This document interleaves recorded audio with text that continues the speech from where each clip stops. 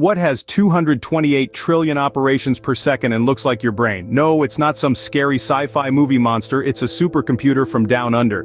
Now if you're scratching your head wondering what a supercomputer is, let me break it down for you. Supercomputers are the Usain Bolts of the computing world. Super fast, super powerful, and sometimes super expensive. They're used for complex tasks like climate modeling, genetic research, and even predicting the stock market. But it wasn't always this way.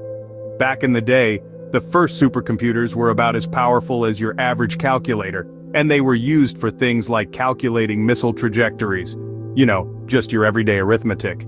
Over time though, they've evolved into these behemoth machines that can process data faster than you can blink. Now here's where it gets interesting. Currently, there's a lab in Australia that's working on building a new type of supercomputer. But this isn't just any supercomputer. This one is designed to physically resemble a human brain. Yep, you heard that right. This supercomputer, or neuromorphic computer as it's called, is being designed to mimic the way our brains process information. And it's not just a pretty face. This neuromorphic computer is expected to perform about 228 trillion operations per second. To put that into perspective, if every person on Earth was doing one calculation per second, it would take us about 7,000 years to do what this supercomputer can do in just 1 second. Mind-blowing, right? But why build a computer that looks like a brain, you may ask? Well, it's all about efficiency. Our brains are incredibly efficient at processing information, and by mimicking its structure, we might be able to create computers that can process information just as efficiently. So, the next time you're feeling a bit slow, just remember, there's a supercomputer out there that might be feeling the same way. Have you ever thought your computer could use a brain? Well, some scientists in Australia did, and they're making it happen. Now you might be wondering, what exactly is neuromorphic computing? Simply put, it's a new breed of computing that's inspired by the structure and workings of the human brain. Just like our brains, neuromorphic computers process and transmit information via a network of interconnected neurons and synapses. It's a bit like a bustling city, where the neurons are the citizens and the synapses are the roads connecting them. Now, why would we want to model computers after our brains? Well, our brains are incredibly efficient. They can perform complex tasks with very little power. Imagine running a marathon on just a chocolate bar. That's the kind of efficiency we're talking about. Neuromorphic computers aim to capture this efficiency, enabling them to process data faster and use less energy than traditional computers. But it's not just about speed and efficiency. Neuromorphic computers also have the potential to revolutionize the way we approach problem solving. Traditional computers are great at crunching numbers and following instructions, but they struggle with tasks that require creativity or intuition, things that come naturally to us humans. Neuromorphic computers, on the other hand, are designed to learn and adapt much like we do. Let's take a simple analogy. Picture traditional computing as a train running on a set track. It's fast and reliable, but it can only go where the tracks lead. Neuromorphic computing, however, is more like an off-road vehicle.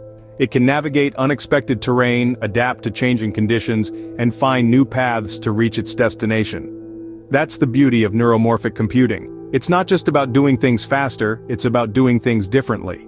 So, while we're not quite at iRobot levels yet, neuromorphic computing is certainly bringing us a step closer. Imagine a world where supercomputers aren't just smart, they're brainy. Welcome to the future, folks. We're about to dive into the mind-boggling realm of neuromorphic supercomputing and its potential to revolutionize our world. So, what's the big deal about these brainy computers? Well, the answer lies in their ability to mimic the human brain's structure and function. This remarkable feat has the potential to accelerate advancements in multiple fields. Take artificial intelligence, for instance. Currently, our AI systems are limited by the constraints of traditional computing. But imagine if they could learn and adapt like the human brain. The possibilities are endless. We could be looking at AI that's not just intelligent but intuitive, capable of understanding and interpreting the world in ways we've only dreamed of. And then there's medical research. With neuromorphic supercomputing, we could potentially simulate the human brain in its entirety, down to the last neuron. This could lead to major breakthroughs in understanding and treating brain disorders, from Alzheimer's to depression. It's like having a high-resolution map of the brain at our fingertips, ready to unlock its deepest secrets. But the applications don't stop there. Neuromorphic supercomputing could be a game-changer for climate modeling too. By replicating the brain's parallel processing capabilities, these supercomputers could process vast amounts of climate data in a fraction of the time it takes today.